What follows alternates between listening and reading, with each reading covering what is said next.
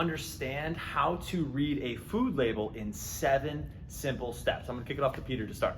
So a lot of places, or a lot of the times when people are starting to look at a food label, they're not looking at the right spot first. The first spot you guys always want to try looking at is going to be the serving information. This is going to start off with serving size. Serving size is how much of that food, either food type or ingredient, makes up a serving. So this can be in as small as a tablespoon, or it can be as big as a few ounces. So the next thing to look at would be how many servings are in that container. A container could have anywhere from 1 serving in it to even sometimes maybe a bottle of oil would have a 200 servings. So that's why it's really important to know how much 1 serving size is, and then the servings per container, because you guys are probably doubling, tripling, or even putting 10 servings in at one time for whatever you guys are eating.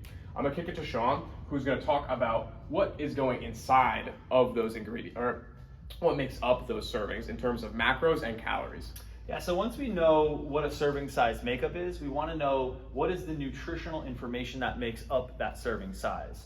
So some of the key players here that we want to know are how much protein is in a serving size. We also want to know how many carbs are in a serving size. And you may also notice with the carbs, what's the fiber content and what's the sugar content. We want that sugar content to be obviously on the lower side. And then you go up to what is the fat breakdown, how much fat is in there.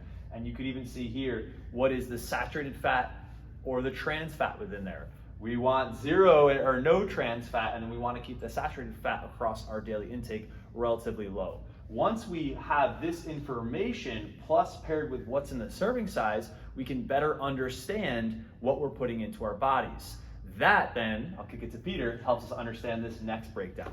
So a lot of the times when people start looking at a food label, the first thing they look at is going to be calories. Now, this isn't the best place to look at because calories alone don't take into effect what is actually making up those calories. Now, fat, carbs, and protein per gram, they all have their own unique amount of calories. And you could be eating a bag of Skittles saying, oh, it's only 100 calories. I know it's a terrible example, but it could be only 100 calories, but it's 100 calories of pure sugar. You're not getting in any of some healthy fats or 0 protein in that source.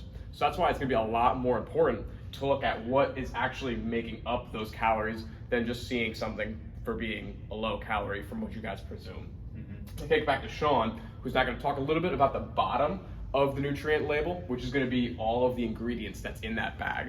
Yeah, so now that we understand what we're putting in our body, how much, the serving size, the breakdown, the last place that you're definitely going to want to keep an eye on is the ingredients that make up what you're putting in your body.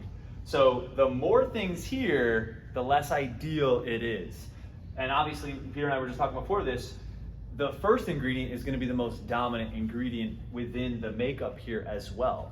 So obviously you should be able to read and understand those things like what you're putting in your body. When you see things in here that you can't pronounce, you don't know, that's not foods that you want to consume in high amounts or keep in your diet regularly. So we hope this is helpful in a simplistic way of understanding how to look and understand a food label better so you can reach your goals, feel better, and understand how to eat just that much better.